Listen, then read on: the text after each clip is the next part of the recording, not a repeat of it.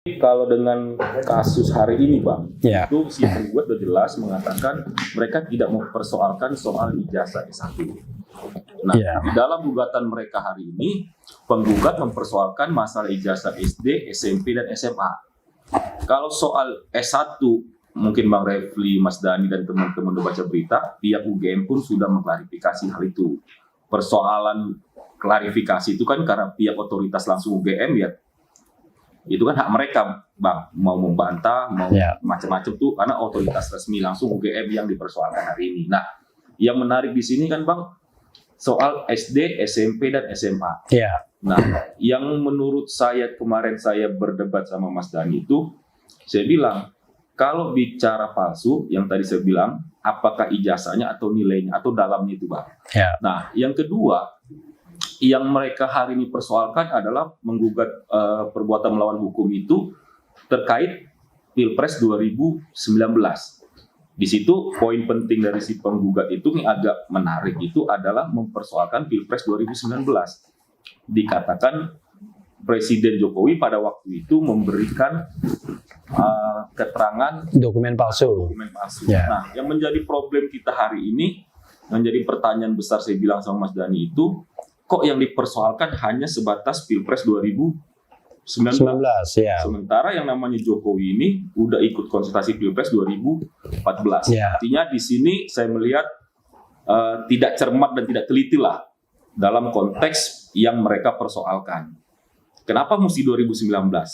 Pada mentara kontestasi udah dicari 2014. Jadi kalau dalam logika hukum ini kan agak aneh gitu loh, Bang.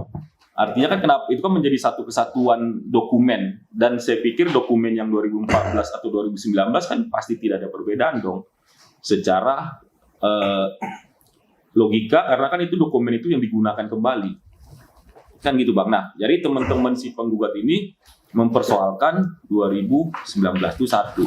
Yang kedua yang menarik itu turut tergugatnya, Bang. Ya. Artinya turut tergugat ini yang saya baca di media itu, satu presiden secara langsung, kedua MPR, ketiga Dikti, dan yang keempat KPU. Yang kedua KPU. Iya, maksudnya 4 hal itu. Ya, jadi tergugat satunya Jokowi, KPU, tergugat 2 KPU, tergugat 3 MPR, tergugat 4 Dikti. Nah, yang menjadi aneh ini kan Bang Refli juga selain ahli hukum juga kan seorang praktisi hukum nih, Bang, lawyer. Lawyer ini kan kalau turut tergugatnya kurang itu kan pasti bisa kemungkinan kan gugatan itu kan bisa antara ditolak atau dilanjutkan. Tapi yang menarik di sini dari turut tergugatnya itu tidak ada misalnya kepala sekolah SD, tidak ada kepala sekolah SMP, tidak ada kepala sekolah SMA, yang mana ketiga orang ini kan mengeluarkan produk yang namanya ijazah tersebut. Nah, di sini agak aneh gitu loh, Mas. Kalau secara hukum kan kalau turut tergugatnya kurang itu kan ya berarti kan yang lu persoalkan ijazah, masa yang mengeluarkan ijazah nggak lu gugat, kurang lebih seperti itu, Mas. Nah, yang kedua kayak kata Bang Refli tadi, mereka ngotot yang membuktikan itu harus presiden sendiri. Misalnya ini loh yang asli, yang nggak begitu, Mas. Karena di dalam hukum itu ada namanya asas hukum. Nah, yang bilang gitu siapa? Yang mana? Yang bilang kalau yang bilang harus presiden sendiri siapa yang bilang? Ya itu teman-teman yang penggugat meminta agar Presiden Jokowi hadir ke pengadilan untuk membuktikan bahwasanya ini loh yang asli. Kan mereka kan mendalilkan ini palsu. Nah, sementara bagi mereka menganggap harus Jokowi sendiri yang membuktikan itu. Yang benar gimana? Nah, ini ada asas hukum. Bang Refli sebenarnya lebih paham. Asas hukumnya ini saya baca ini agak bahasa bahasa Latin. Lah. Yang mana kurang lebih itu, Mas, bunyinya itu siapa yang mendalilkan maka dia harus yang membuktikan. Artinya tidak ada kewajiban si Presiden Jokowi untuk membuktikan. Jadi kayak gini, ini kopi nggak enak, berarti versi yang enak yang mana? Nah, yang mendalilkan itulah yang harus membuktikan. Jadi kalau mereka bilang harus Jokowi sendiri yang hadir dan membuktikan dalil itu salah. Karena asas hukum. Dan hari ini Jokowi, kalau sumpah saya nih ditunjuk sebagai kuasa hukumnya, itu sangat mentah saya katakan itu gampang. Tidak harus dan tidak wajib yang namanya Presiden Jokowi membuktikan itu. Bukannya itu yang menentukan hakim. Oh enggak. Hakim kan cuma menilai, memeriksa dan mengadili. Nah, tapi dalil itu harus dia barengin. Saya gini kan, ini palsu. Mereka harus punya yang asli. Nah, yang menjadi pertanyaan, kalau kita bicara perbuatan melawan hukum itu kan harus ada 4 unsur, Mas. Kalau kita bicara di pasal 1365 BW itu, yang pertama kan unsur perbuatan. Perbuatannya itu maksudnya gini. Nggak, sorry gue potong ya. Kita kan sama-sama pernah mengalami kasus hukum, menjalani. Kalau misalnya itu nggak bisa, terus sidang hari ini digelar buat apa? Ya, nanti saya mau menjawab beliau nih, banyak hal yang saya mau garis bawahi ya. Ini Bang, biar clear dulu, biar nggak penontonnya setia Ahmad Dhani ini ngerti gitu kan. Yang disebut perbuatan melawan hukum itu seperti apa? Jadi kan jangan sampai main gugat tuh seolah-olah yang dibuat salah. Ternyata kita harus luruskan itu, Mas. Artinya tidak selamanya yang dibuat itu yang salah. Yang meluruskan kan bukan lawyer. Yang bukan, artinya pengertian dulu. Artinya 1365 biar kita baca dulu, jadi diskusinya enak. Dibacain. Jadi pasal 1365 BW itu kan jelas. Maksudnya tiap perbuatan yang melanggar hukum dan membawa kerugian kepada orang lain, mewajibkan orang yang menimbulkan kerugian itu karena kesalahannya untuk menggantikan kerugian tersebut. Nah, kalau saya baca pasal ini berarti di dalam perbuatan melawan hukum ini ada 4 unsur yang harus dipenuhi. Yang pertama itu yang disebut perbuatan melawan hukum. Pertanyaannya, perbuatan melawan hukum seperti apa yang dilakukan Jokowi pada saat daftar ke KPU? Itu satu. Yang kedua, kesalahan. Artinya dari perbuatan tersebut, kesalahan apa yang timbul dari situ? Dari perbuatan itu harusnya kan menimbul kesalahan, Mas.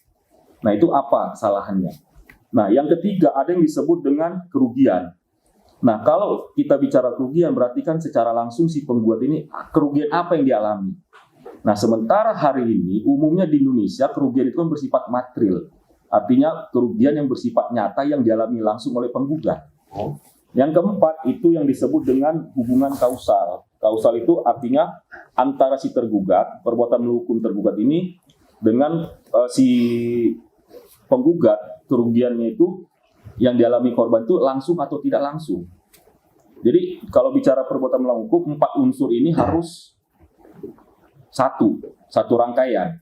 Kalau dari 4 unsur ini tidak ada dalam satu rangkaian, maka 1000% hakim akan menolak gugatan tersebut, artinya NO. Nah, coba kita simulasikan dengan kasus hari ini. Dari 4 ini, Bambang Tri, kita bicara kerugian. Secara individu, kerugian apa yang dialami? Yang kedua, hubungan. Hubungan apa Jokowi dengan Bambang Tri? Kalau Jokowi tidak kenal Bambang Tri, atau Bambang Tri tidak ada hubungan dengan Jokowi, berarti selesai dong. Apa yang mau digugat? Logikanya seperti itu. Tidak ada hubungan hukum antar mereka. Mereka mau jawab? Gitu loh. Ini kalau bicara perbuatan melawan hukumnya gitu. Ini banyak sekali yang saya mau tambahin, atau paling tidak ada yang sedikit saya ini kan.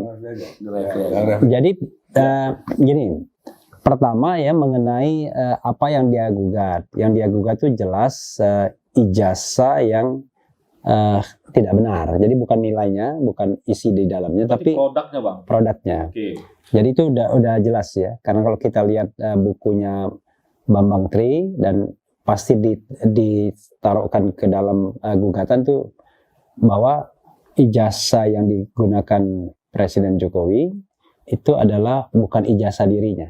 Dia menggunakan ijazah orang lain. Ini menurut penggugat dong? Iya dong, pastilah. Kan yang saya katakan kan ini kan belum ada yang salah dan yang benar. Itu satu. Nah, yang kedua tadi disinggung ya, kenapa dia tidak gugat kuliahnya? Ini ketika saya interview sama Bambang Tri, ada sedikit menurut saya ke cara pandang dia yang menurut saya keliru. Dia menganggap bahwa tidak perlu kuliahnya karena syarat untuk menjadi presiden cukup SMA. Betul. Karena itu bagi dia cukup dia buktikan SMA-nya palsu, selesai lah barang itu. Tapi kalau menurut saya nggak begitu. Bahkan saya mengatakan begini, SD, SMP, SMA-nya asli, tapi yang palsu kuliahnya, itu tetap dia bisa di-impeach. Kenapa? Karena dia melakukan perbuatan tercela. Kan klausul impeachment. Ya, Ini aku agak melihat sesuatu pandangan yang berbeda antara Ali Lubis sarjana hukum dan Bang Refli. Ali Lubis dari tadi itu ngomongin soal KUHP. Bukan Iya. KUHP, Bos. Hah? Perdata. Perdata. Kuatan melawan hukum. Oh sorry Iya, KUH Perdata. Perdata ya. Iya. Perdata. Nah Bang Refli yang diomongin tata negara. Enggak, belum. belum Saya baru ngomong mengenai konstruksi kasusnya. Oke. Ya, jadi konstruksi kasusnya. Jadi konstruksi kasusnya itu adalah tadi satu, yang digugat adalah ijazah palsu, ya, ijazah orang lain yang digunakan. Kemudian kenapa tidak digugat S1-nya? Karena kata Bambang Tri, kan SMA syarat untuk menjadi presiden. Padahal saya katakan, kalaupun ijazah SD, SMP, SMA-nya itu asli, dan yang palsu itu sarjananya, itu tetap ada konsekuensi pemberhentian presiden. Karena presiden sudah melakukan perbuatan tercela. Atau kalau kita lihat misalnya penggunaan ijazah palsu itu pelanggaran yang ancaman hukumannya misalnya 5 tahun lebih, itu kejahatan berat lainnya. Jadi tetap objek untuk pemberhentian itu ada. Itu satu. Jadi karena itu menurut saya kalau dia menemukan bukti bahwa ijazah, ya. Kan Ali tadi bilang, kata dia kalau tidak ada kerugian di pihak Bambang Tri, Nanti itu belum. kan saya kan jawab satu-satu kan. Kan dia kan tadi. Nah, jadi tetap ijazah sarjananya. Oke ya. Oke. Karena itu Bukan harusnya nilainya. ya, karena itu menurut saya ijazah sarjananya harus juga digugat juga ya. Oke. Lalu yang ketiga ya, tadi mengatakan kenapa yang digugat itu pihak bukan sekolahnya, ya kan? Pengeluar produk. Ya. Ya. Sebenarnya mereka nggak salah. Jadi sekolah itu nggak salah. Karena sekolah itu kan tidak mengeluarkan produk yang palsu. Yang kan sekolah itu mengeluarkan produk buat misalnya si A, si B, si C. Sekolahnya kan mengeluarkan produk yang asli. Iya. Lalu Pemalsuannya siapa ya, yang melakukan? ya gitu. Jadi kalau menurut saya ya cukup yang digugat itu ya Presiden Jokowi kalau misalnya pelakunya Siapa dia. yang diduga pelaku Tapi pemalsuannya. kan harus ini, Bang. Harus si pengeluarga itu kan misalnya memberikan keterangan. Oh enggak, nanti. Nah. Itu pembuktian. Ya. Jadi menurut saya yang perlu digugat itu cukup Presiden Jokowi Yang aja. diduga memalsukan. Ya, Bukan- sebenarnya. Iya benar. Karena kalau KPU misalnya ya, karena kalau KPU digugat, ngapain juga KPU, karena proses election sudah selesai. Ya kan? Jadi sebenarnya paling top itu sih cukup satu aja. Oke ya. Itu harusnya situ. Nah, berikutnya tadi kalau kita bicara perbuatan melawan hukumnya jelas ya, memalsukan ijazah kan perbuatan melawan hukum. Kemudian Memalsukan bukan kepala sekolah. bukan dalam konstruksi, Gurunya. Tapi hari ini kan yang menilai palsu atau tidak palsu. Oh, nanti itu Kan ada otoritas yang berwenang. enggak, itu bukan, nanti itu proses pembuktian. Nah, lalu kemudian kita bicara hubungan kausalitas. Kalau kita bicara hubungan kausalitas, ini ada berimpit antara tata negara dengan perdata, ya kan? Jadi, walaupun ini kasus perdata, tapi konsekuensinya tata negara. Ya, kalau itu ya betul. Ya, jadi kalau seandainya nanti bisa dibuktikan bahwa ijazah ini palsu, kan begitu, maka konsekuensinya adalah secara moral, ya, harusnya presiden mengundurkan diri. Kalau dia tidak mau mengundurkan diri, maka wajib DPR mengimpeach dia, melakukan pemakzulan. Karena wilayah pengadilan negeri hanya mengatakan palsu dan tidak palsu. Iya. Nggak bisa dia memerintahkan DPR bersidang dan lain sebagainya, atau memerintahkan presiden mengundurkan diri, nggak bisa. Karena kalau permintaannya ke sana, maka gugatan ini akan dinyatakan tidak memenuhi syarat, karena bukan kewenangan pengadilan negeri. Betul. Tapi ini dia udah belajar nih, Egy Sujana CS ini dari gugatan sebelumnya. Jadi dia nggak minta macam-macam, dia cuma minta deklarasi bahwa ini palsu, itu aja. Nah, dengan deklarasi palsu itulah nanti dibawa kemana-mana, dibawa ke politik, ranah hukum tata negaranya, kan jadi ada dimensinya. Nah, kalau dikatakan hubungan kausalitas antara Bambang sama Jokowi, kalau kita separuhnya ranahnya tata negara, itu yang namanya gugatan itu bisa mewakili kepentingan banyak pihak. Jadi tidak harus dia punya kaitan langsung. Sebagai contoh misalnya, kalau kita menggugat presidensial threshold misalnya, Itu class action gitu kurang lebih bang. Iya. Pilih Iya. kelompok. Tapi Iya. ini kan pribadi individu itu loh yang jadi Iya, tetapi dia sebenarnya mewakili kepentingan orang banyak, bukan kepentingan pribadi dia, kepentingan orang banyak. Jadi kalau Kepentingan misalnya warga negara lah. iya, kepentingan warga negara, Iya. kepentingan republik ini, sama seperti saya misalnya mengajukan presidensial threshold. Nanti orang tanya, ngapain kamu? Nggak ada kaitannya. Padahal saya mengajukan permohonan itu mewakili kepentingan orang banyak. Kan secara teoritis tidak mungkin 270 juta rakyat Indonesia menggugat. Karena itu harus ada orang yang mewakilinya. Nah, Bambang Tri itu mewakili kita sesungguhnya. Jadi dia menggugat dalam ranah perdata, tetapi dengan konsekuensi hukum tata negara. Nah, pertanyaannya adalah bagaimana restorasi dari kerugian itu, kan begitu kan? Untuk semacam kerugian yang timbul. Kerugian yang timbul adalah kerugian yang sifatnya bukan material, ya, non material. Kerugian apa? Bisa didalilkan. Misalnya, kalau seandainya kita dipimpin oleh orang yang menggunakan ijazah palsu, ya kan, kerugian itu kan kita bisa dalilkan sebagai warga negara, ya kita merasa rugi. Malu itu kan immaterial. Iya, misalnya kita bisa merasa malu, merasa muka kita dicoreng, ya kan. Nah, karena itu harus direstorasi. Nah, restorasinya adalah deklarasi oleh pengadilan mengatakan itu palsu, maka tindak lanjutnya untuk itu adalah DPR harus melakukan proses impeachment atau yang bersangkutan diminta untuk mengundurkan diri. Tapi sekali lagi, pengadilan tidak berhak untuk memerintahkan. Tetapi dengan deklarasi itu nanti akan ada semacam desakan untuk mengundurkan diri, kan begitu. Nah, kira-kira begitu. Ya, gitu. Ini menarik Bang ya tadi yang saya bilang tadi itu kalau bicara gugat ini kan yang kita bacakan PMH Bang, bukan class action, itu satu. Kalau tadi yang Bang Refli bilang mengatakan mewakili dan lain-lain itu kan sifatnya class action. Berbeda kalau uji materi di Mahkamah Konstitusi. Kalau di Mahkamah Konstitusi kan syaratnya kan warga negara Indonesia. Bang lebih paham lah kalau soal MK dan Konstitusi. Berbeda dengan PMH perdata di Pengadilan PN. Nah, yang uniknya kalau di PN ini kan Bang ada asas namanya actori incumbit probatio, actori onus probandi. Artinya siapa yang mendalilkan dia harus membuktikan. Nah itu bagian itu belum saya jelaskan tadi. Tapi nanti Abang silakan Abang lengkapi. Tapi menjadi persoalan hari ini adalah kayak saya bilang tadi, yang membuktikan palsu atau tidak palsu ini kan harus dibuktikan Bang. Nah siapa yang membuktikan ini?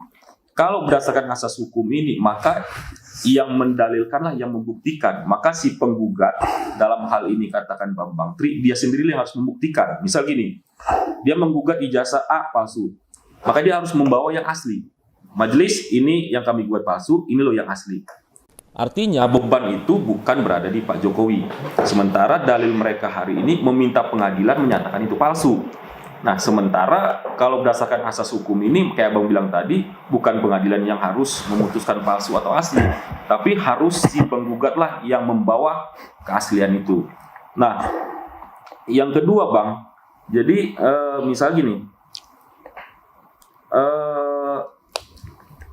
yang dipersoalkan tadi itu, yang Abang bilang tadi itu hubungan kausalitas dan macam-macam itu kan kalau bicara PMH kan harus dia berdampak sendiri Bang, langsung. PMH itu Bang, nggak bisa kalau kita uji materi di MK kayak Abang bilang tadi, uji materi undang-undang presiden threshold, ketentuan presiden threshold dan lain-lain kan itu mewakili warga negara karena memang ketentuan itu diatur oleh MK sendiri, warga negara bisa uji materi. Tapi kalau PMH kan nggak bisa Bang, harus dia dampak sendiri langsung.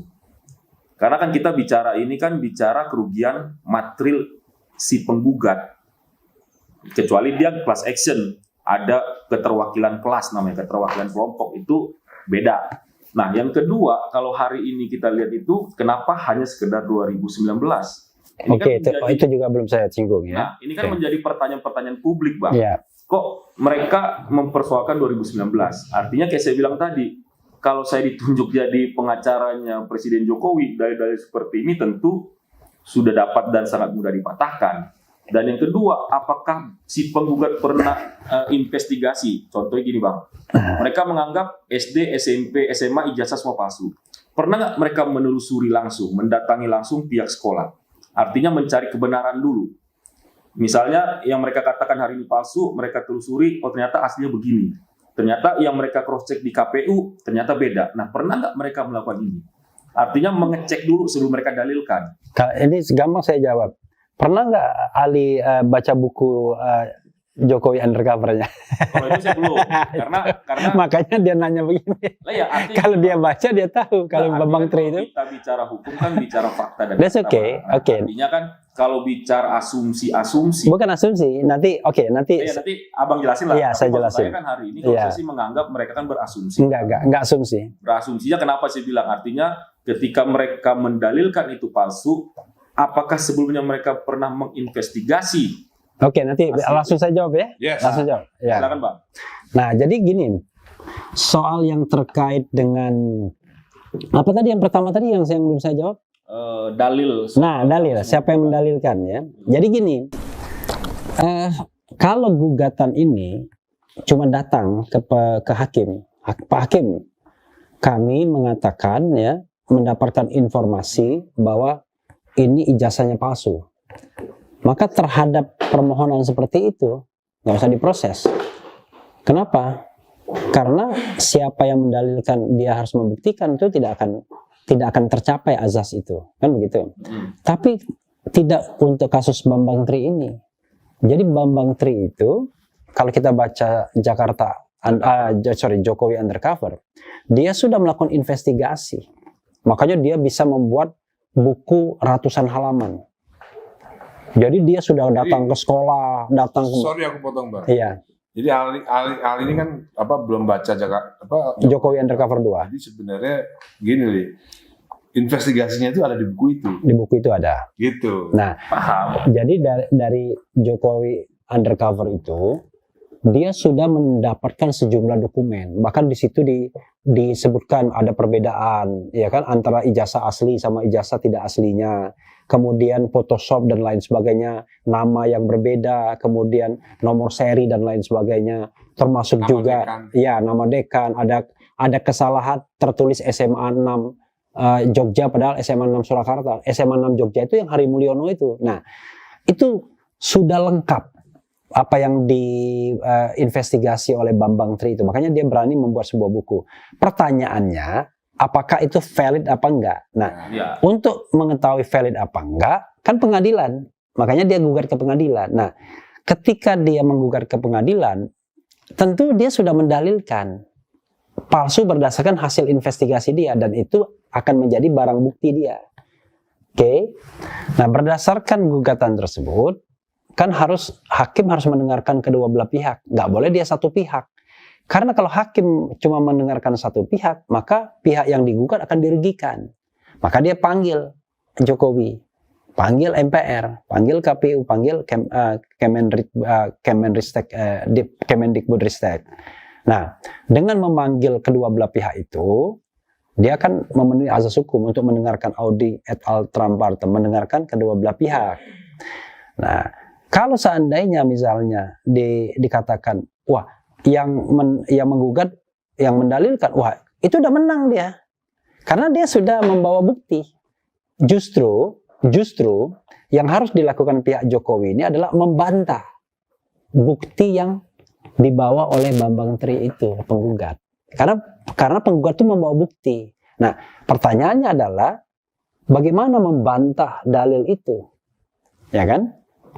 Orang gampang mengatakan tunjukkan ijazah aslinya untuk membantah. Maka semua dalil itu walaupun dia sampai ratusan halaman akan gugur. Itu yang namanya alat bukti mahkota. Kan kira-kira begitu. Anda mau ngomong apapun nih aslinya. Tetapi pernyataan-pernyataan dari teman Pak Jokowi di Ambarukmo, pernyataan dari UGM, pernyataan dari kemarin ada Pak Bambang yang datang yang tadi, Teman sekolah dan itu nggak bernilai. Bukan bukti material. Iya, bukan. Tidak bernilai karena bukan itu bukti mahkotanya. Itu petunjuk. Itu petunjuk. Petunjuk ya. Ya, petunjuk bahwa dia pernah kuliah, pernah sekolah dan lain sebagainya. Tapi alat bukti mahkotanya itu adalah ijazah aslinya. Nah, ijazah asli itu dipegang Jokowi, tidak dipegang sekolah. Jadi sekolah kalau ditanya mana ijazah aslinya, ya mana tahu saya udah kasihkan. ya kan? SD, SMP, kuliah juga begitu. Jadi ketika UGM mengatakan dia asli, nah UGM hanya mendasarkan diri pada catatan administratif bahwa si X ini pernah kuliah tahun 80, keluar tahun 85. Jadi sebatas dicatat. Iya, tapi jangan lupa Bambang Tri mendalilkan enggak. Pak Jokowi kalau dia sekolah terus 81 dia baru lulus sekolah. Jadi nggak mungkin dia masuk 80 karena dia Sri Adiningsi mengaku bahwa dia teman SMP. Sri Adiningsi sekolah terus ya lulusnya 81. Nah, kenapa 80? Saya sudah ceritakan tadi karena dia menggunakan ijazah orang tahun 80 dan menurut dalil Bambang Tri Jokowi nggak pernah kuliah. Gitu. Menurut Bambang Tri. Iya dong, kita kan harus menurut penggugat. Ini kan proses pembuktiannya kan belum. Kita tidak tahu siapa yang benar, siapa yang salah. Tapi sekali lagi, yang penting itu sebenarnya harus dibuktikan. Nggak boleh punya asumsi bahwa Jokowi pasti benar, Jokowi pasti salah. Iya, nggak boleh. Harus pembuktian.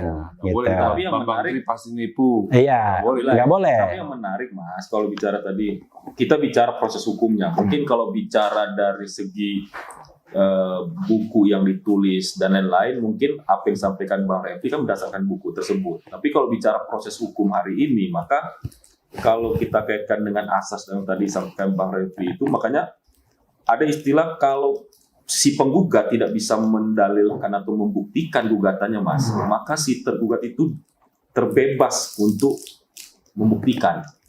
Artinya kayak saya bilang tadi, kalau bicara proses hukum, lu yang gugat palsu, mana aslinya. Jadi Jokowi ini nggak kayak kata Bang Refli, nggak mesti serta-merta dia berkewajiban membuktikan kalau bicara gugat perdata. Karena kalau bicara palsu dan asli hari ini ada namanya ranahnya pidana, itu bisa kepolisian yang ngecek.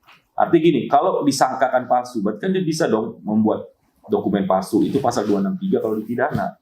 Tapi kan enggak. Kenapa dia membawa ke pengadilan? Gitu loh Mas. Dan dia gugat itu. Perbuatan melawan hukum secara pribadi beda dengan class action kalau ini disampaikan Bang Refli tadi, mewakili kelompok, dia satu mewakili 270 juta. Itu hal yang terpisah kalau bicara proses hukum yang mereka tempuh hari ini, gitu loh Mas. Jadi yang saya persoalkan itu Bang, sesungguhnya proses hukumnya Bang. Kalau proses yang Abang bilang tadi berdasarkan buku dan lain-lain itu mungkin kan sepihak.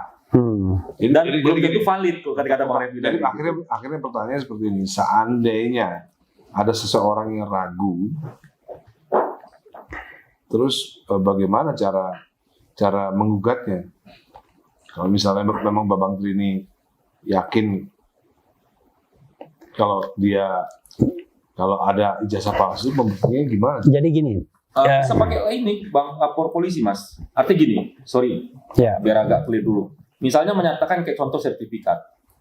Mas Dhani mengatakan bahwasanya sertifikat yang dipegang si A palsu. Kenapa Mas Dhani bisa bilang palsu? Berarti megang asli. Iya dong. Kalau nggak, dasar hukumnya apa Mas Dhani bilang itu palsu? Artinya Mas Dhani pegang yang asli. Minimal pernah lihat yang asli. Minimal. Baru bisa mendalilkan itu palsu. Sehingga dengan langkah hukum pertama adalah lapor ke polisi. Itu namanya pasal 263. Dokumen palsu. Pembuat dokumen palsu. Nah, dalam konteks hari ini si Bambang Tri, pertanyaannya apa pernah dia lihat yang asli? Satu. Apa pernah atau dia pegang yang asli produknya? Juga belum tentu. Kalau berdasarkan investigasi mungkin dia cuma mengaitkan tanggal tahun. Enggak juga, dia lihat. Dia lihat. Bahkan dia lihat, dia foto. Makanya dia dapat foto-foto itu. Aslinya dari lihat di mana Bang? Kan aslinya kan dipegang Jokowi kayak Abang bilang. Bukan. Kan gini, ketika kita bicara tentang keaslian sebuah dokumen itu tidak mesti di Jokowi sendiri. Karena begini, bisa jadi di Jokowi itu tidak ada yang aslinya. Hati-hati. Bisa jadi nggak ada. Contoh ya, saya kasih contoh. Dia menyertakan ijazah tahun 80. Padahal harusnya dia tamat SMA 81. Kalau dicari aslinya nggak ada di Jokowi. Karena dia menggunakan fotokopi pasti. Yang aslinya punya orang. Tahu kan?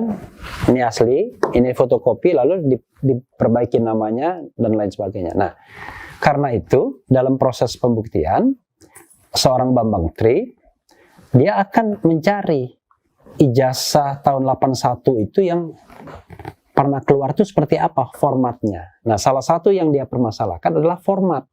ternyata ijazah tahun 81 begini formatnya. Ijazah tahun 80 begini formatnya. Termasuk nomor induk.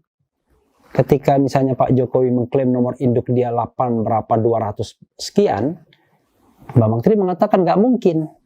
Karena itu cuma 4 kelas. Satu kelas isinya 40.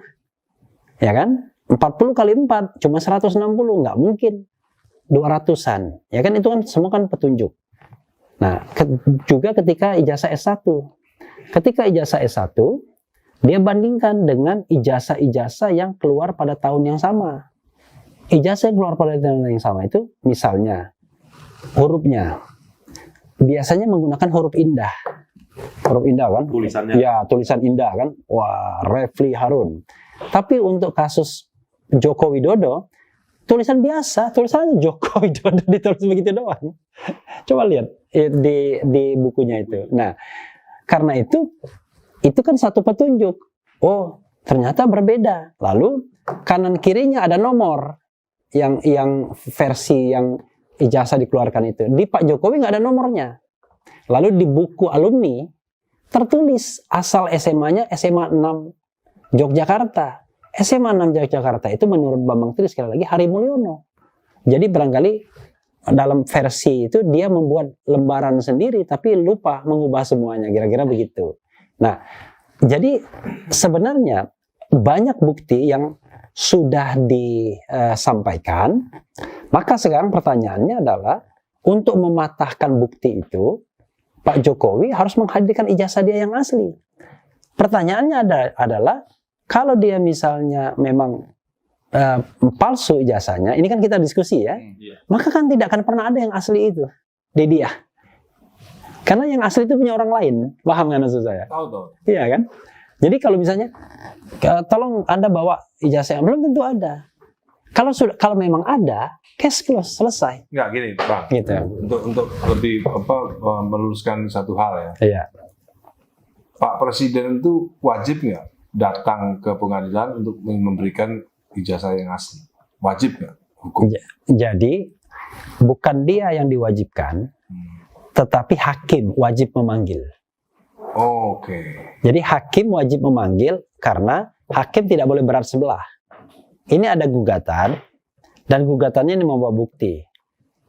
Hakim tidak boleh sembunyi-sembunyi lalu tiba-tiba memutuskan dan membenarkan tanpa mendengarkan pihak yang digugat. Maka kemudian pihak yang digugat dipanggil juga. Hakim juga nggak bisa memutuskan bahwa ini adalah ijazah asli. Kalau misalnya tergugatnya tidak hadir dan tidak menggunakan kesempatan untuk membantah dalil yang disampaikan oleh penggugat, maka hakim bisa membenarkan itu. Karena gugatan penggugat dengan bukti-buktinya tidak dibantah. Artinya dianggap benar.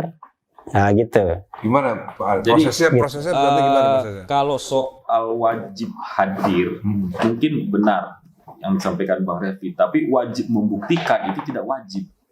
Tetap dibebankan kepada si pendalil. Enggak, memang ini dia nggak salah. Ini dua terpisah, Mas. Iya, dia nggak salah. Jadi mesti paham dulu nih. Wajib hadir, artinya dipanggil pengadilan secara resmi karena tergugat, atau wajib membuktikan. Kalau wajib hadir, sesuai kata Bang Refli, namanya kalau panggilan sidang itu namanya relas. Ketika tergugat pasti dipanggil oleh majelis. Panggilan 1 nggak datang, panggilan 2. Kan gitu. Maka kalau ini disebutlah putusan perstek. Tapi dalam konteks gugatan perdata ini, kalau Pak Jokowi tidak mesti hadir juga bisa. Artinya bisa dikuasakan. Oh iya, jelas. Nah, artinya melalui pengacara. Itu sah, Mas. Tapi apakah kembali wajib membuktikan? Tidak wajib. Ini nggak wajib. Nah, artinya juga kalau tidak dibuktikan, artinya hakim bisa memutuskan bahwa itu palsu. Bisa, karena Bisa. dia tidak membawa yang asli si penggugat. Nah itu loh. Oh bukan begitu. Mas Randi bilang kalau misalnya Jokowi tidak mengkanter, sebenarnya gini, bukan membuktikan. Jadi kita harus balikin ke terminologi yang benarnya. Jadi terminologi yang benarnya memang beban pembuktian itu pada penggugat. Karena dia mendalilkan, maka dia harus membuktikan, ya kan? Sementara pihak tergugat itu punya option, apakah dia membantah atau tidak. Contoh misalnya, wah ngapain gugatannya ngawur, saya bantah, nggak ada penting-pentingnya, ya kan? Nah, tetapi untuk menghormati pengadilan dia tetap hadir karena bisa diputus di luar kehadiran first take itu di luar kehadiran tergugat. Nah, tapi persoalannya adalah dalam kasus Bambang Tri ini justru Presiden Jokowi harus mematahkan apa yang didalilkan oleh Bambang Tri itu. Karena Bambang Tri itu tidak datang dengan kosongan. Dia datang dengan sejumlah bukti. Gitu lah. Dengan sejumlah dalil. Dan itu hasil dia investigasi yang menghasilkan buku dengan ratusan jumlah halaman dengan gambar-gambar dan bukti-bukti. Itu dalil tidak meyakinkan hakim. Misalnya dalil itu tidak meyakinkan hakim gimana?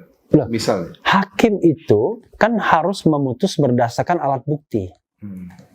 Alat buktinya tidak dibantah. Kan di dalam kasus pidana sama perdata beda. Dalam kasus pidana, hakim mencari kebenaran material. Contohnya begini, orang ini nggak bunuh, tapi semua saksi mengatakan bunuh. Tapi hakim merasa yakin dia nggak bunuh, maka berdasarkan keyakinan hakim bisa membebaskan dia. Tapi kalau perdata, hakim melihat bukti formilnya. Jadi siapa, contoh misalnya, Ali sama saya utang piutang. Tahu utang piutang, Mas Dani tahu. Tapi di pengadilan dia nggak bisa membuktikan bahwa saya berutang sama dia. Suratnya nggak ada, apanya nggak ada. Karena formil sifatnya, hakim mengatakan nggak ada utang piutang itu. Nah, ini formilnya Bambang Tri mengatakan ini ijazahnya palsu, buktinya ini dan lain sebagainya. Nah, bukti ini harus dibantah. Kalau nggak dibantah, maka hakim hanya punya ada bukti ini doang. Gitu loh. Bukti material. Iya, buktinya cuma ini doang. Nggak dibantah. Nah, gitu. tapi ada yang menarik, Mas. Sebelum menuju pembuktian, Bang, ini saya potong. Kayak saya bilang tadi, yang namanya PMH itu perbuatan melawan hukum harus ada unsur. Unsurnya itu ada 4 tadi yang disebut satu kesatuan.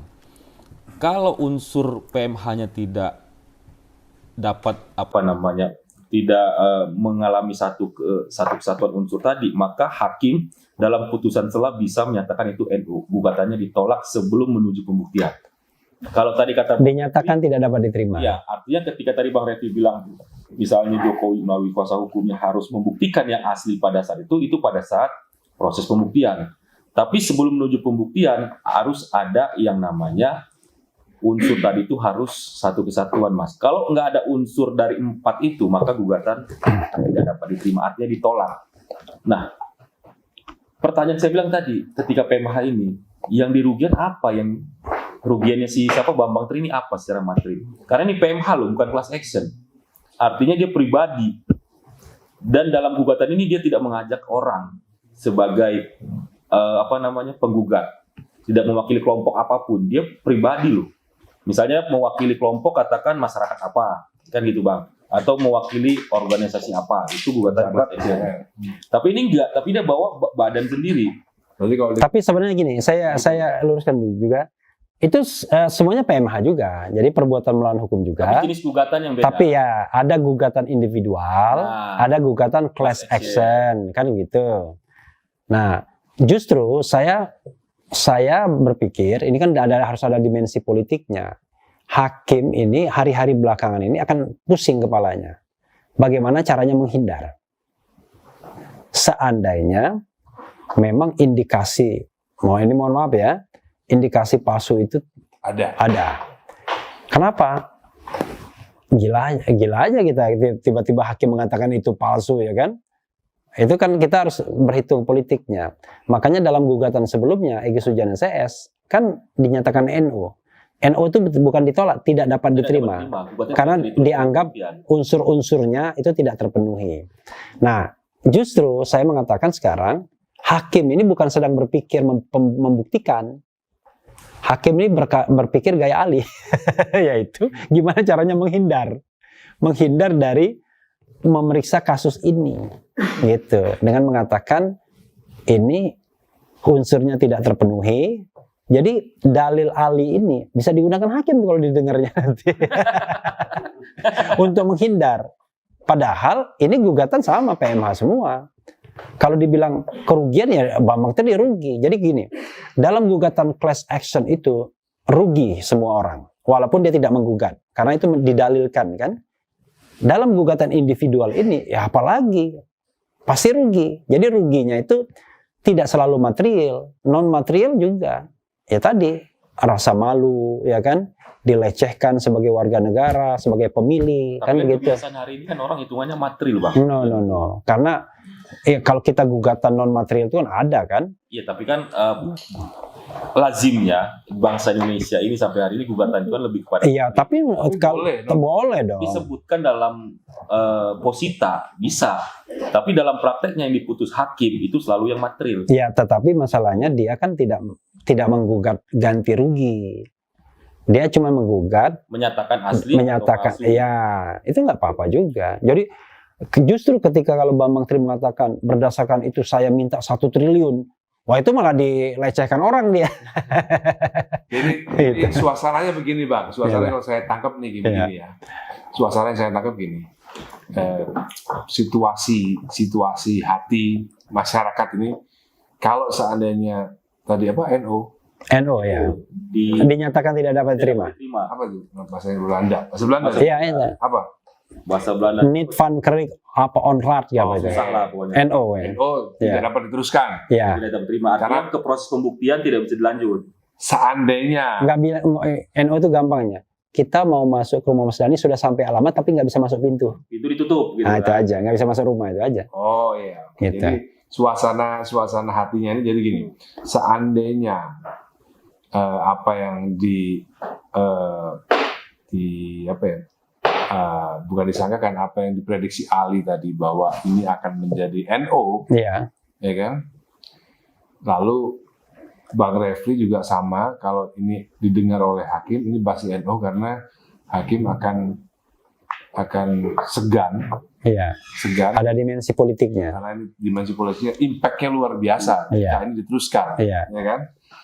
Kalau seandainya itu terjadi tidak NO beneran, yang berdampak masyarakat. Akhirnya masyarakat berpikir bahwa ini memang Nggak ada. masuk beneran. Nggak ada dampak. Enggak buat masyarakat. Lah ya nggak ada dampak. Nggak. Masyarakat Artinya gugatan opini palsu itu terbantahkan, Mas. enggak dong. Enggak. Enggak begitu. Tidak masuk ke ranah pembuktian. Enggak. Begitu. Jadi gini. Enggak begitu. Jadi gini, NO itu belum dibuktikan.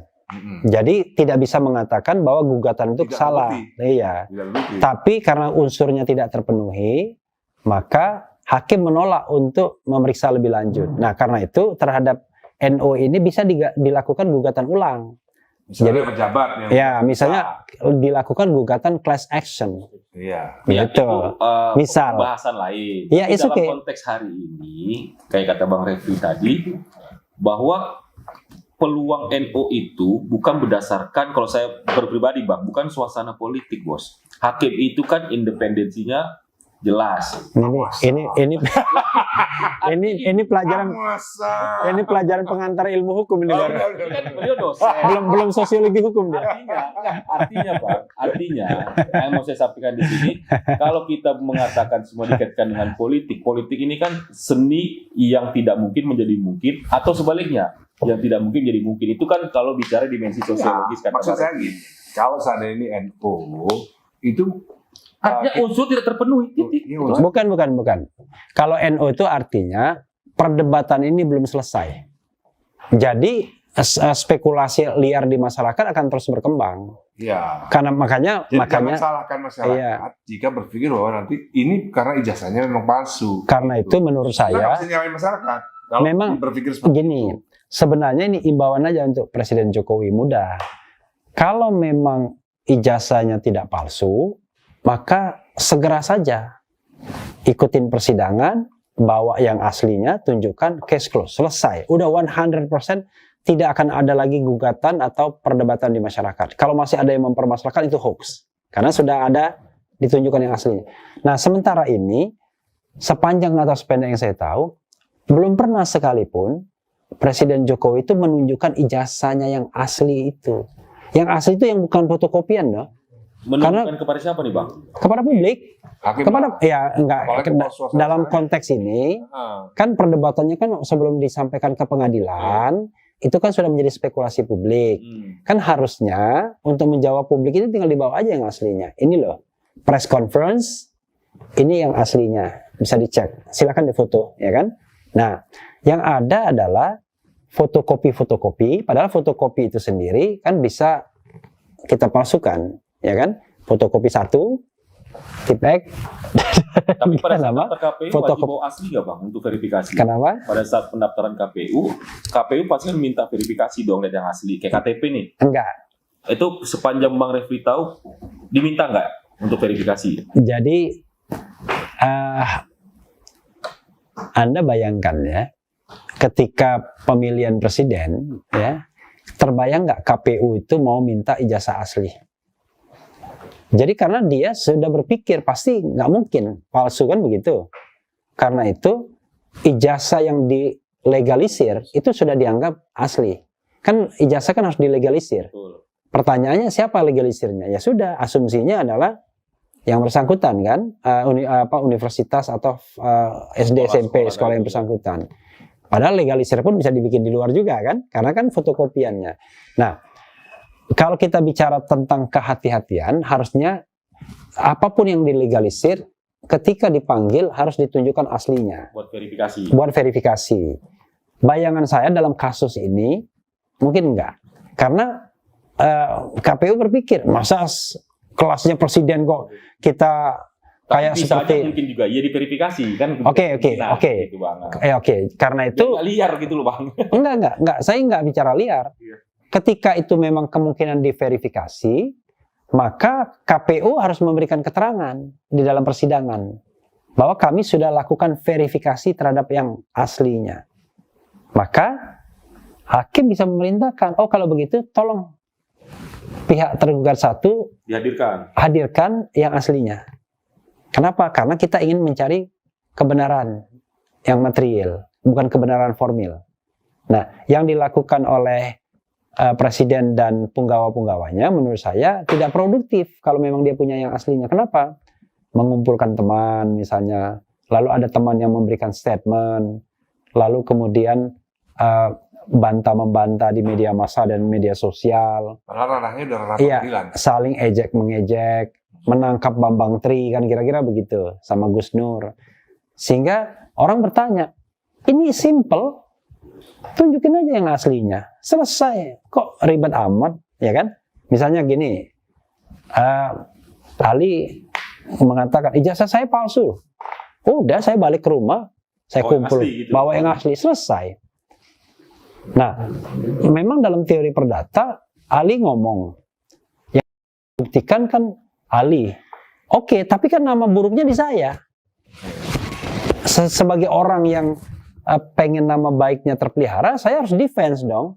Langsung pada kesempatan pertama, nih, kalau kamu ngomong lagi palsu, saya tuntut kamu. Kan kira-kira begitu setelah saya tunjukkan yang aslinya. Nah, itu yang belum pernah dilakukan oleh presiden sepanjang atas pendek pengetahuan saya. Jadi dia belum pernah press conference, entah presidennya, entah setneknya, yang mengatakan dan membawa yang asli itu. UGM kemarin, dia kan cuma mengatakan, dia tidak membawa dokumen apa-apa, karena dia nggak punya. Kan yang aslinya itu harusnya dipegang Jokowi. Tapi kalau pakai, ini mohon maaf ya bang, artinya saya berbeda dengan abang. Kalau mau pakai paradigma berpikir abang bilang tadi, setiap yang diduga harus membuktikan rame-rame, itu kan menjadi kacau negara ini bang. Artinya, jangankan presiden, kita duga Mas Dhani palsu, Mas Dhani mesti konferensi pers. Nggak bisa, harus ada Menteri, buktinya. Harus ada buktinya. Lah itu tadi, yang Ya, kalau apa Bambang Tri kan udah bikin satu udah. bukti yang persoalan buku itu kan masih divalidasi mas, mesti jelas. Dan sampai hari ini kan kata Bang Refli, apakah itu benar atau tidak? Oh iya itu. Sampai hari ini dipertanyakan juga buku. Oh enggak, itu karena dalam proses perdata itu, kalau seandainya tidak ada bukti tandingan, maka bukti itu dianggap benar. Iya bang, enggak maksud saya tadi Gitu ya. kalau dengan dalil yang abang bilang tadi harus dengan mengkonferensi pers terus membuktikan lah. Kalau semua masyarakat enggak semua juga enggak. Cuman Bambang Tri kalau bukan, misalnya contohnya Mas Dhani nih, gua curiga dengan menteri ini palsu misalnya. Mas Dhani dapat yang palsu nggak mungkin dari seran orang. Karena gue nggak dapat. Ya misalnya. Enggak. Tadi No. Secara faktual, yang mempermasalahkan ijazah palsu itu kan objeknya kan cuma ijazah palsu doang. Lah iya. Nggak mungkin misalnya, wah dulu Jokowi itu nggak pinter, Lalu saya press conference, itu nggak penting. Enggak, Jadi maksudnya ada dalam yang, konteks ijazah, Bang. nah, I Kita know, kan bisa juga tapi ada hal yang penting, ada hal yang penting, ada hal yang nggak penting. Kalau saya misalnya dikatakan Refli Harun bodoh, biarin aja. Enggak, ini kita Ngapain bicara saya? itunya, Bang. No, I mean, Ijazahnya. I know. Mm-mm. Tapi ketika orang mengatakan Refli Harun ijazahnya palsu, oh nggak bisa saya diamkan. Kenapa? Karena itu berkonsekuensi pada banyak hal. Salah satunya adalah dengan profesi saya. Ya kan? Artinya nggak sah dong saya menandatangani apapun dengan nama baik saya, dengan kehormatan keluarga saya. Kalau saya tidak defense untuk hal seperti itu, justru saya merendahkan diri saya sendiri. Gitu loh. Tapi kalau orang mengatakan Refli Harun bodoh, bodoh amat. Itu mah bukan konteks lain. Kan gitu. Ya. Atau Refli Harun itu Terlalu pintar. gitu apalah gitu ya. Jadi ada hal-hal yang perlu kita buktikan, ada hal yang tidak perlu kita buktikan. Nah, dalam konteks ini saya berpendapat perlu dibuktikan agar spekulasi itu berhenti. Kan gimana caranya membungkam mulut orang bahwa Mas Dhani, ini ijazahnya palsu loh Mas Dhani. Salah satu-satunya cara tunjukkan yang asli, selesai. Nah, gitu. saya sepakat dengan Bang Refli harus dibuktikan. Tapi membuktikan ini bukan di Pak Jokowi, tapi di penggugat. Artinya harus dibuktikan tapi di penggugat, bukan di tergugat. Gitu loh Mas Dhani. Loh, bukan begitu. Memang iya beban pembuktian di penggugat, tapi penggugat itu sudah membuktikan. Dia kan membawa alat bukti. Jadi alat bukti itu sudah ditunjukkan kepada hakim. Nah, alat bukti itu harus diuji dengan apa? Diuji dengan alat bukti tandingan. Kalau tidak ada alat bukti tandingannya, maka hakim bisa membenarkan itu. Tapi itu lagi-lagi kalau masuk ke proses pembuktian, Bang. Tapi kalau feeling saya, itu beda lagi. Itu kita balik lagi. Bukan, artinya kan itu betul pembuktian tadi. Tapi kalau menurut saya dalam case ini pasti NU. Karena unsur PMH tadi tidak terpenuhi. Jadi ya, kalau terpenuhi gimana? Supaya terpenuhi harus class action ya berarti? Ya masa saya mau ngajarin penggugat gimana sih? Loh, enggak. Nah, itu kan artinya begini yang mau saya sampaikan. Kalau saya mengatakan harus class action dan lain, berarti kan saya mengajari mereka. Kan nggak bagus. Ali Lubis bilang kan ini kan nggak akan terpenuhi. Tapi aneh nih ya. Ini kan kita berdiskusi ya. Kalau dalam berdiskusi itu kita nggak apa-apa ngomong secara akademik ya. Jadi gini, saya nih ngomong itu bukan karena saya nggak suka dengan Presiden Jokowi, tapi saya ngomong secara akademik. Hukumnya begini. Ngapain kita misalnya nanti takut omongan kita diinikan? Enggak lah, kita kan ngomong apa adanya. Jadi menurut gitu. ahli sarjana hukum, ahli sarjana hukum ini tidak akan terbukti karena ini digugat oleh perorangan. Ya harusnya class action. Class action. Berarti Gitu. kalau pejabat aja nantinya mewakili. Nah artinya kalau hakim tidak melakukan yang namanya legal breakthrough, terobosan hukum, masalahnya ini akan berlarut. Jadi nanti ya Bambang Tri dinyatakan tidak dapat diterima NU karena menurut pikiran beliau kan saya udah bilang hakim sedang mencari cara kan bagaimana dia menghindar dari bola panas ini. Kalau dia dalilnya faktanya memang bola panas. Iya. Kalau dalilnya mengatakan bahwa ini tidak memenuhi unsurnya, maka kan berarti kan belum ditolak. Salah satu unsurnya adalah ini bukan gugatan class action. PMH juga ya, PMH individual class action. Harus class action. Udah, nanti orang gugat lagi, nggak selesai juga. Padahal substansinya sederhana. Yaitu soal ijazah palsu apa enggak. Jadi kita ribut sama prosedurnya, tapi substansinya yang mudah. Bahkan malam ini pun, kalau istana melakukan press conference, selesai. Nih, bawa yang asli ya. Disorot kamera dan lain sebagainya. Proses hukum tetap jalan.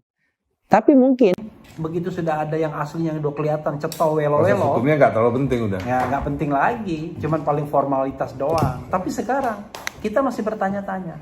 The question di dalam publik itu adalah ada nggak sih Presiden Jokowi itu memegang ijazah aslinya? Itu aja. Ada nggak?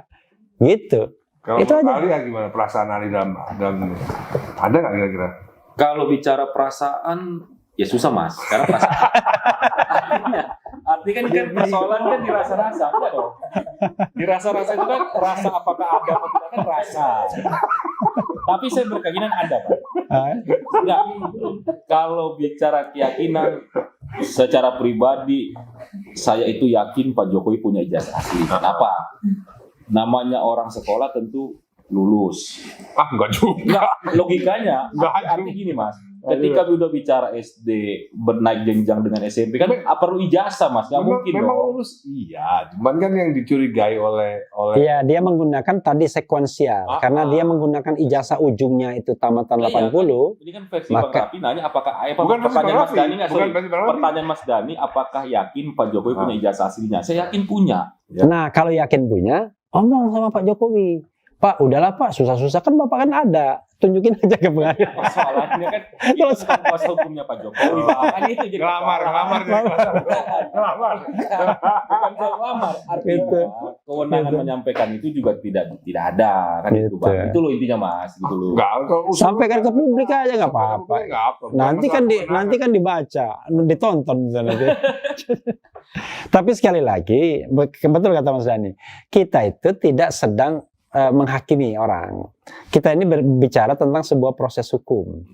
Nah, kebetulan ini karena bola panas, seorang presiden yang digugat, dan ini konsekuensinya berat sekali. Karena apalagi yang menggugat udah masuk polisi. Iya, karena konsekuensinya adalah ya, kalau dia misalnya dikatakan palsu, kan saya sudah katakan pemberhentian presiden. Tapi tidak itu saja. Jokowi bisa dicoret sebagai Presiden Republik Indonesia. Karena dianggap dari awal tidak memenuhi syarat. Artinya, mungkin dia tidak wajib mengembalikan semua fasilitas yang diberikan, tapi the next on dia nggak akan memperoleh fasilitas sebagai mantan presiden. Itu konsekuensinya. Bisa. Misalnya, dapat rumah, ya kan? Kalau nggak salah mantan presiden dapat rumah di Menteng tuh pulau. Iya. Ex anak presiden juga dikawal kan? Iya. Fasilitas itu. Iya, pokoknya fasilitasnya. Jadi bisa dihapus. Kalau dia mungkin dihapus sebagai presiden karena dianggap tidak memenuhi syarat dari awal, maka konsekuensi ke depannya ya begitu. Nah, pertanyaan ada yang menarik tadi.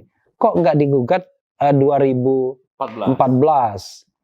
Karena kalau dia gugat 2014 itu tambah ribet pembuktiannya. Kenapa? Berarti KPU harus membuktikan dua hal. Pendaftaran 2014 dan pendaftaran 2019.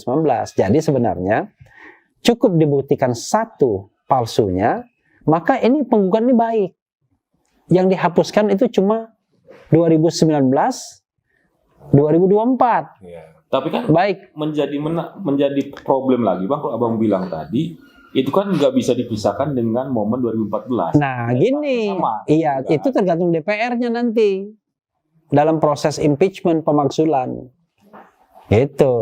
Jadi, apakah kemudian nanti Donald Trump ketika dia sudah selesai masa jabatan dia tetap dimakzulkan kan? Walaupun nggak berhasil kalau nggak salah. Saya lupa ingat, tapi yang jelas ketika dia sudah berhenti, proses pemakzulan tetap jalan. Kenapa? Karena untuk konsekuensi ke depannya dia tidak boleh lagi nyalon misalnya karena dianggap melakukan kesalahan. Nah, ini ke depannya dia dicoret tuh dari daftar presiden Republik Indonesia itu misalnya karena dianggap dari awal dia tidak memenuhi syarat. Nah, sebenarnya kepentingan dia kan hanya mengatakan ini ijazahnya palsu, that's all. Konsekuensi politiknya itu diserahkan pada proses politik DPR, MK, sama MPR karena hukum itu kan tidak hanya law on the paper tapi law in action. Contohnya begini misalnya, dalam proses pemberhentian presiden kan cuma mengatakan berhenti dan tidak berhenti. Nggak ada yang mengevaluasi apakah dia tercatat sebagai presiden yang lalu apa enggak. Tapi karena ini kasusnya spesifik, maka kita bicara hukum yang berkembang ya dalam aksi, dalam tindakan. Nanti putusan MK bisa aja mengatakan begitu. Dalil Anda terbukti menyatakan bahwa presiden memang melanggar, ya kan? Tidak memenuhi syarat sebagai presiden Republik Indonesia, tidak lagi memenuhi syarat, dan pernyataan tidak memenuhi syarat itu sejak 2014, misalnya begitu. Tapi dibilang, adapun hal-hal yang sudah dilakukan oleh presiden dianggap tetap sah karena sampai putusan ini dibacakan dalam sidang yang terbuka untuk umum. Kan bisa aja dia bikin begitu. Seperti Hendarman Supandji tadi, walaupun dikatakan masa jabatannya berakhir di sini, tidak mundur. Ya, dampaknya tidak mundur. Karena kalau dampaknya mundur, itu kacau negara kita. Semua tidak sah jadinya. Kalau misalnya Mas Dani pernah mendapatkan penghargaan dari presiden nggak sah juga. mending kalau yang berbau uang harus dikembalikan tuh nggak sah itu misalnya gitu. Nah, jadi next on aja ke depan, tapi ke belakangnya enggak. Cuma catatan sejarahnya itu dicoret. Dia tidak bisa lagi dicantumkan sebagai Presiden Republik Indonesia. Misalnya begitu. Nah, ini adalah ketatanegaraan. Nanti bagaimana proses selanjutnya berdampak kepada tata negara tadi. Iya, proses selanjutnya memang tergantung dinamika politik. Termasuk begini spekulasinya, dinyatakan ijazah palsu, dia nggak mau mengundurkan diri. Oke, Presiden DPR tidak mau memakzulkan. Gimana coba? Maka kita akan hidup dalam bara, ya kan? Dinyatakan palsu, tapi nggak mau mengundurkan diri. DPR nggak mau memproses. Maka people power akhirnya kan, dan akhirnya tidak lagi jalur konstitusional, tapi ekstra konstitusional yang dipakai. Nah kita kan tidak ingin begitu, tidak ingin ini membawa konsekuensi yang besar. Padahal masalahnya simpel, ya kan? Kalau memang ada yang asli ya tunjukkan yang aslinya, kalau nggak ada ya mundur aja kira-kira begitu. Kan mana kan, udah mundur cash close juga selesai. Jadi menurut Ali Lubis Esa, kenapa nih Pak Jokowi kalau nggak nunjukin ijazah asli, kenapa? Apa emang sengaja gangguin Bambang Tri atau gimana? Kalau dilihat dari asas hukum tadi, tidak wajib, itu aja. Ya, tapi kan Ya, tapi kan gini. pertanyaan Mas Edi kan kenapa? Kalau misalnya ada orang yang menggugat bahwa ijazah Ahmad Dhani palsu, itu gak ada masalah karena Ahmad Dhani kan bukan pejabat publik. Ini kan presiden kan pejabat publik. Lah iya, itu paham. Itu Tapi jadi- persoalannya tidak wajib, Mas. Enggak, ini bukan masalah hukumnya, ini masalah dampak sosial sebagai pejabat publik gitu. Sebagai pejabat publik, ini kita kalau bicara secara hukum, presiden tidak wajib Ya. secara hukum, tapi kalau secara sosial ya wajib lah sebagai pejabat publik ya harus dipercaya oleh warga negaranya. Ya kalau itu kita Kalau saya ya. sih, kita nunggu waktu ya kalau bicara kata Kenapa kok nggak langsung aja sih kenapa harus membuat polemik gitu? Kenapa nggak harus aja tunjukin yang asli gitu loh? Lah ini mah tidak polemik, Mas. Ini kan udah masuk ranah pengadilan itu tidak ada polemik. Nggak sebelum masuk ranah pengadilan. Ya cuman Bambang Tri yang persoalkan. Ya cuman dia berpolemik. Masyarakat tidak berpolemik. Kan berdasarkan buku Jokowi Undercover. Tapi gini, kalau Ali Bambang Tri yang berpolemik. enggak juga, kalau Ali lihat, saya kan podcast setiap hari itu soal ijazah palsu ini. Kalau lihat masyarakat luar biasa mereka. Bahkan sebenarnya sudah mulai kasar banget, sudah menganggap bahwa apa yang dikatakan Bambang Tri itu benar. Coba lihat, saya bisa buktikan tuh kalau misalnya saya nge-YouTube soal ijazah palsu, kan ada langsung komen tuh. Wah itu komen-komennya itu udah luar biasa. Harus channel Bang ya. Oh iya. Akun channel Mas. Di sini juga sama. Iya sama, jadi sama semua. Jadi nggak juga. Tapi kalau dalam diskusi ini Bang, saya menekankan titik berat itu kepada prosedur hukumnya Bang. Ya dia formal sih, formal. Iya, artinya sudut pandang saya kan praktisi hukum Mas Dhani. Artinya melihat dari sudut pandang proses gugatan itu gitu loh. Kalau tadi Bang Refli menceritakan panjang lebar segala macam, mungkin dari sisi lain. Tadi Bang Refli udah cerita soal dampak kita terhadap tata negara, seandainya itu dan lain-lain itu. Tapi kalau saya pribadi melihat dari sisi hukum atau dari sisi proses untuk penggugat itu gitu loh Mas.